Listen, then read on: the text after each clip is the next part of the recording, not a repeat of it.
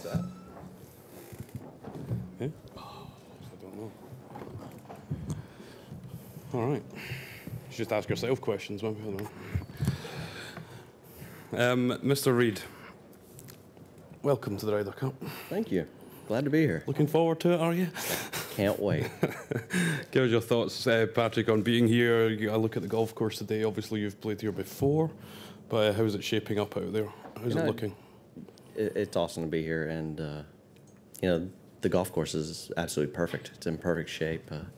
Fairways are nice and narrow, rough's really thick, so it's going to be one of those golf courses that it's going to take premium on ball striking in all aspects of the game, because you're going to get a couple of bad bounces here and there. You're going to end up in some spots you're not supposed to, and it's going to all come down to who can manage their game the best, who can handle mentally the bad breaks as well as the good breaks to go out and succeed and play well. And I would imagine a grandstand with 7,000 people in it gets you going. Only 7? Why couldn't y'all get any more? I mean, when I first saw that, going to that first tee, I look up, I just felt like I kept on looking up, and up. I mean, it was so many people that are going to be sitting in there, and it's going to be an unbelievable atmosphere. The first tee is going to be just so much fun, and I can't wait to hear all the little cheers and just little quirky things that they can do and say, because it's always fun coming overseas and hearing all just the little playful jabs and playful chants that they have going on. Good man. We'll take some questions. We'll start on mic 1. Jeff. Patrick, 2 questions for you. The first would be, do you feel like a different guy when you get on the grounds here? No, not really. I'd say the biggest difference on feeling-wise is not only are you playing for your country, but you have 11 other teammates and captains and assistant captains and a group there to help you out. Normal week, tournament week, you walk in and you go to the golf course and it's just you, your caddy, and coach. That's about it. And now you have a bunch of guys kind of hang out with and just have some fun with and let loose, especially early on in the week. And then when you hear Phil talk about a 25-year streak where the U.S. hadn't won in Europe, how big a motivator is that for the younger guys? It's I feel like it's a huge one, because the young guys don't want to have to go through what the old guys did and have it 25 years. I mean, we want to go out and play some really good golf and get more competitive overseas. It's kind of one of those things that we want to go in and put our foot down and go out and play some good golf, kind of like we did in 16, and try to win the cup and take the cup back home. Going to stay on the right for mic 2, please. Patrick, you mentioned the playfulness of the fans. Do you expect it to be a bit hostile as well? And is there anything that the fans could do that would get under your skin, or is that just fuel to your fire? I mean, there's really nothing that really get underneath my skin, that's for sure. But in 14, with how the fans were on the first tee, just the the bantering back and forth and the chants, I thought were very clever and very fun, because they know that line of respect, where that line of respect happens, and they always are above that line. They never actually cross it and get disrespectful, and that's one thing I cherish when I come overseas is they know how to give jabs and take shots at you back and forth, and they do it in a respectful way. And I think that that just speaks the volume of the type of people and what kind of sports fans and passion that they have for sports. And it's just a place I've always loved to come, and I'm still trying to come up with something that I get to do, and kind of keep my years going for 3 in a row and see if I can get booed again. Mic 4 in the middle left. Middle left. Patrick, right here. I think the way that you and Jordan started your Ryder Cup careers, many of us probably expected you guys to be penciled in as partners until you're 50. I'm just curious the status of that partnership and if you'd welcome changing up your dance card. It's going to come down to what Captain thinks and what we all think is best for the team. But it's just going to really all depend on what we think are the best people we can put out and best teams we can put out, since some guys are going to sit at some point, and who we feel like can go out and get us the most points possible. Over to the right to Mike 2, please. Patrick, I'm wondering at what age in your life did you grasp, I'm really good at match play? I've played a couple junior events that I seem to play really well in, but I feel like the biggest thing would have been in college to go up against.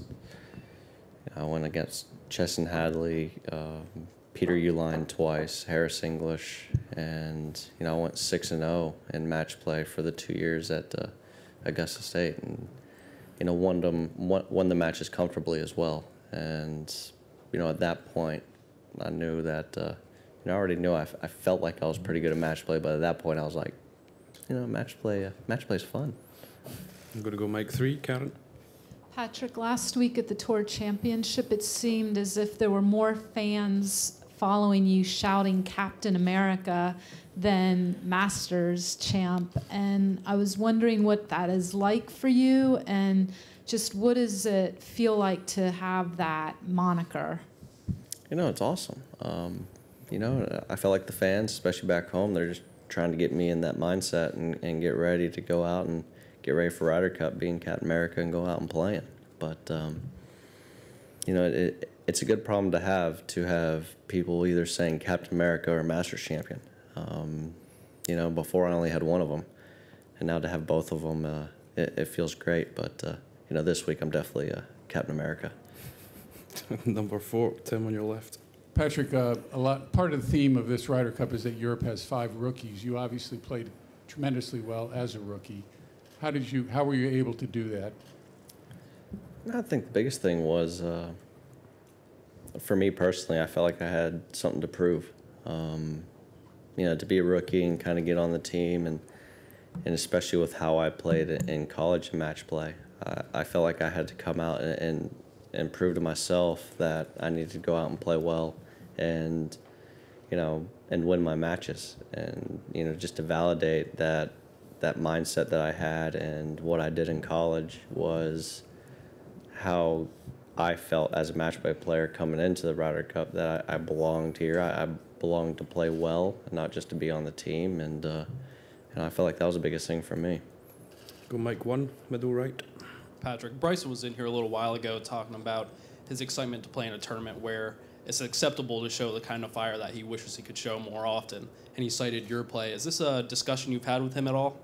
Yeah, the biggest thing, with the guys, especially when I was talking with Bryson and stuff, is we're going out there and you can get excited. It's the 1 week that you can show your emotions, show it on your sleeve. I mean, every guy who goes out and plays, whether it's at this event, any golf tournament we play, we all have a bunch of emotion. It's just some guys wear it on the sleeve, some guys bottle it up. Well, this is the 1 week that you can actually show the passion you have for the game of golf, passion you have for your country, and passion you have for your other teammates to go out and play the best you can. And if you go and you make a putt and you're really excited, show it. If you go and you miss a putt and you're not too thrilled, you show it, but do it in the right way, and I think that's the biggest thing. Is this is the 1 week that we're allowed to let loose and show our emotions and have fun and play golf. Going to go Mike 2 on the right, please. You mentioned your match play. What specifically do you think that you picked up on that you think makes you so successful at match play? And also, you talked about kind of banter with fans and fans booing you. I mean, what is it about you think that you kind of enjoy that? That puts a fire in you. A lot of guys don't, they kind of go the other way if the fans are against them. Why do you seem to thrive on that? I think the biggest thing is because I know it's playfulness. They're not booing me. Like in 14, they didn't boo me because of anything that was disrespectful or because they didn't like me. It's just because Henrik, their guy, makes a putt and the crowd goes nuts. And then when I made the putt, I told them to shush, quiet down. The match is only 6 holes in, and we're only all square. And I think that I think that elevated 2014, the rest of that round, because as the round went on, the crowds got louder and louder, and different chants came out, and as I'd walk up towards the green, if he was inside me, you'd just hear shh as I'm walking up, because the whole fans are doing it to me. And what I loved about it is about a month later I came back and I played in the Volvo match play.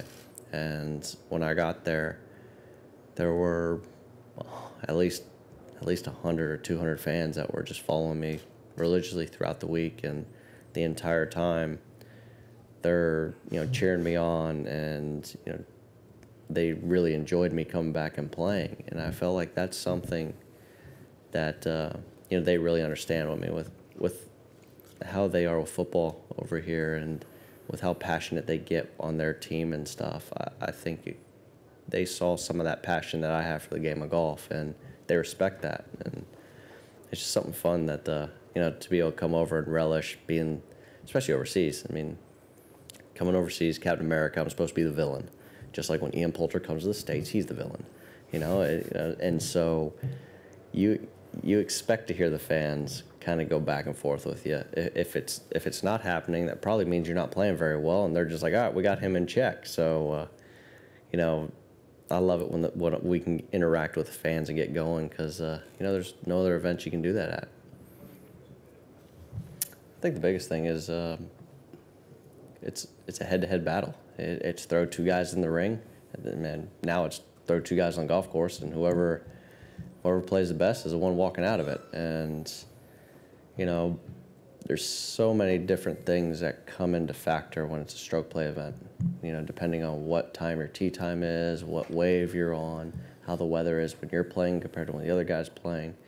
And in match play, you're on the same hole, in the same group, in every condition the other guy is, and it's just go out and see who can play the best golf. Mark, mic 3, please.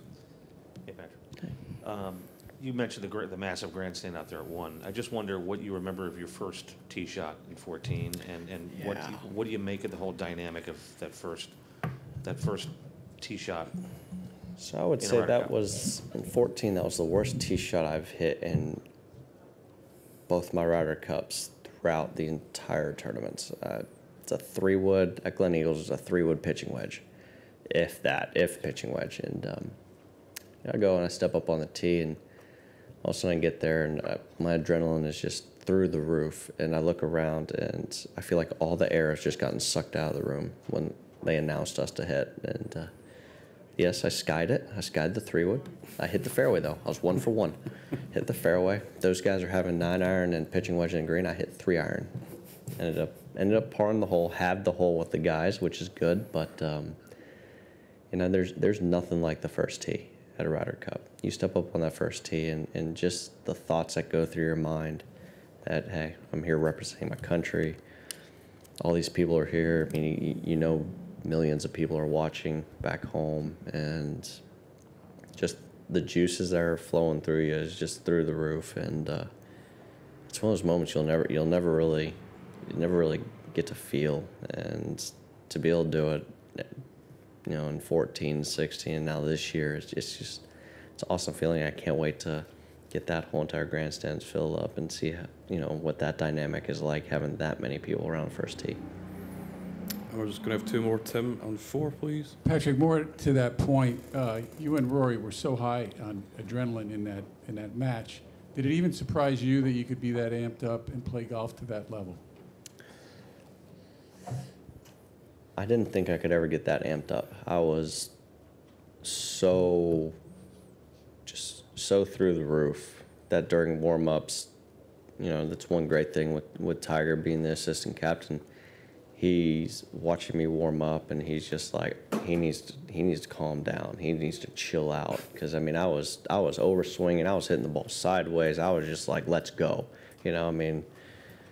And he just kind of finally pulled me over aside, came up to me in the middle of the thing, and he just cracked a little joke to me to kind of calm me down a little bit, and kind of I was able to bring that adrenaline level back to manageable, rather than just literally sitting there on high rev. And it's something that was hard to make sure you stayed in that mind frame and also in that level that you could play. Because, you get so amped up, it's hard. It's hard to figure out how far you're going to hit the golf ball. But at the same time, if you're so even keeled on the other direction, it's hard to get yourself up to get going. You only have 18 holes, And the good thing is I've been able to manage that really well. And luckily I was able to have Tiger there to kind of help me out there on Sunday. And once that match was over against Rory, I think there was a sigh of relief, not only to win the match, but also Rory and I, just the amount of energy physically but mentally that we put out on that 18 holes. It was. We were glad that, I was glad that it ended the way it did, but I think we both were glad that, we were able to go out and play the great golf that we did and able to show the passion we had for, each side's team and each side's country and go out and play the golf we did to finish off the year. And we're just going to finish up on mic 2, please, Ewan. Patrick, you'd mentioned the two villains on either side of the team there. How much would you relish getting Ian Poulter? Is that the match you want most? It would always be great playing Pultz, but just kind of looking at the guys on the team, with how stacked each team is from top to bottom on the U.S. side and the European side. I mean, I'll take any of the guys. I mean, all of them are playing some great golf, and I've always been the type that I want to go up against their best guy, and so on Sunday I want to go up against whoever's playing the best that week. I love that challenge. I love to go out and go out and play their guy. And the first year it was Stenson, and last year it was Rory. And so it's just one of those things that I enjoy going out and playing the guys that are playing the best. But the great thing I feel like with both squads this year is it doesn't matter if you're the guy who got in on points as number 1 or if you're the last pick of the captain. It does not matter. I mean, any one of those guys, they play the golf they're capable of, they're going to be hard to beat no matter what. Patrick, many thanks. Thanks. Good luck this week. Thanks. Not too much luck.